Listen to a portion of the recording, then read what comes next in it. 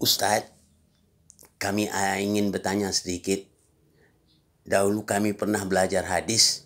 Dalam hadis itu mengatakan bahwa Rasulullah Sallallahu Alaihi Wasallam itu buta huruf, atau istilah dalam itu kata umi. Apakah hadis ini benar? Boleh saya jadikan suatu keyakinan bahwa Rasul itu adalah buta huruf? Tolong jelaskan ya Ustaz. Assalamualaikum warahmatullahi wabarakatuh. Waalaikumsalam warahmatullahi wabarakatuh. Bukan antum saja ya yang belajar seperti itu. Umumnya, kalau saya dulu sama juga di madrasah.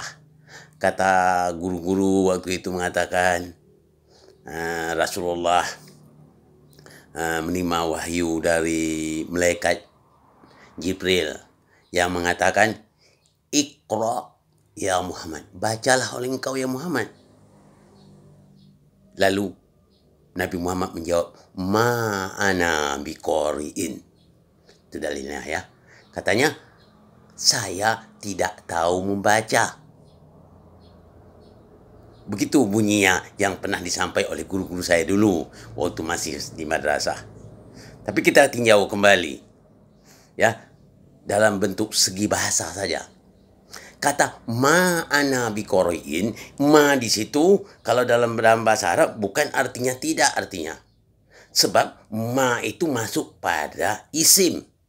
Kalau ma masuk pada fi'il baru artinya ada tidak. Tapi ma masuk dalam isim, ma qara, apa kata dia? Ma ana biqari'in, kan gitu katanya. Maksud ma ana biqari'in itu apa yang saya mau baca. Apa yang mau baca? Iqra, baca yang Muhammad. Apa yang mau saya baca? Maka malaikat melanjutkan lagi. Baca yang Muhammad dengan nama Allah. Itu. Untuk menyelidiki, sudah pernah saya sampaikan dulunya, untuk menyelidiki atau menyeleksi hadis cocok tak dengan dengan Al-Quran sebagaimana dipesan Rasul yang pernah diriwayatkan oleh cicitnya sendiri. Jadi apa yang dikata beliau, malam yu'fa minal hadisil Quran bahwa zakro. Apabila hadis itu tidak sinkron dengan Quran, maka hadis itu adalah pembohong namanya. Bohong. Walaupun mengatasnamakan Rasul. Jadi untuk menjawab selanjutnya, kita selidik sebenar. Apakah benar itu Rasul itu berdasar ayat, dia itu buta huruf atau tidak. Kita lihat ayat ya. Coba nanti antum lihat dalam surat Jumat. Ayat 2. Sebagaimana firman Allah, A'udzubillahi minasyaitonirrajim. Bismillahirrahmanirrahim. Wallazi ba'asa bi ummiyina rasulan yatlu alaihim ayatihi wa yuzakkihim wa yu'allimul kitaba wal hikmata wa in kanu min qablu lafi dhalalin mubin. Dialah Allah mengutuskan rasulnya kepada kaum yang buta huruf dan membacakan kitab dengan hikmah, dan mereka sebelumnya dalam keadaan sesat yang nyata. Yang buta huruf di sini kaumnya.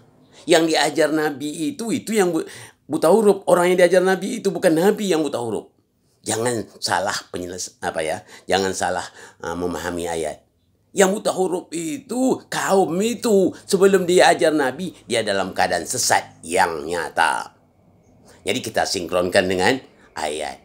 Apakah hadis itu benar? Jelas hadis tidak benar berdasarkan ayat ini. Ya, kaum muslimin rahimakumullah. Dalam kehidupan sehari-hari bisa kita menilai ya, sama saja dengan pemerintah. Pemerintah mengangkat guru. Guru diangkat oleh pemerintah untuk daerah terpencil. Gunanya untuk apa? Gunanya untuk mencerdaskan kehidupan bangsa. Mungkinkah guru yang diangkat oleh pemerintah itu orang buta huruf? Kalau orang buta huruf, mana mungkin diangkat oleh pemerintah? Apalagi Allah mengangkat maha guru yang diangkatnya. Rasulullah itu maha guru, tak ada lebih tinggi dari itu. Ya. Tak ada lagi manusia yang lebih tinggi lagi itu. Itulah Rasulullah, utusan Allah. Istilah memperpanjangkan tangan Allah itu nama istilahnya. Wakil Allah, tak ada yang lebih itu. Dalam bahasa ngomong wong sono, best of the best. Itu di atas, lebih di atas dari very good. Best of the best, itulah Rasulullah. Itu kita harus paham benar. Kita selama ini mungkin ada menghina Nabi. Menghina Nabi sama menghina Allah. Barang siapa yang menghina Allah, pasti Allah akan campakkan dia ke dalam neraka. Walaupun ibadahnya tinggi, walaupun puasanya, zakatnya, solat sekalipun. Coba lihat dalam surat Anfal ayat 36. Jelas Allah katakan, solat mereka di sisi bait saja. Nilainya bertepuk tangan dan bersiul. Rasakan azabnya. Jadi kita jangan sampai menghina Allah. Itu kita selama ini menghina Allah, berarti Allah mengangkat orang buta huruf jadi nabi. Nabi itu orang pemimpin umat, dikatakan buta huruf. Sedangkan kita saja mencari orang yang akan memimpin itu tentu orang yang tahu. Kalau dia tak tahu bagaimana untuk memimpin. Kalau dia aja bodoh, bagaimana pula untuk memandai orang? Orang bodoh bisa tak mencerdaskan bangsa? Kalau guru yang goblok bisa tak mencerdaskan bangsa? Tak mungkin. Guru saja tak tahu apa-apa. Itu kita fikirkan. Rasa-rasa itu logisnya. Kita maka Al-Quran kata Nabi, kalau bertentangan hadis itu, seleksi dengan ayat. Bisa diseleksi dengan sunnah ke sunnah. Bisa diterima oleh akal yang logis. Ya.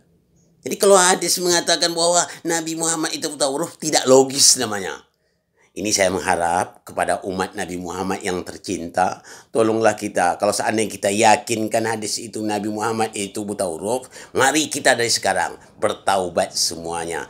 Taubat nasuha. Insya Allah, Allah tetap bersama kita. Selawat. Allahumma salli ala Muhammad wa ali Muhammad. Allahumma salli ala Muhammad wa ali Muhammad.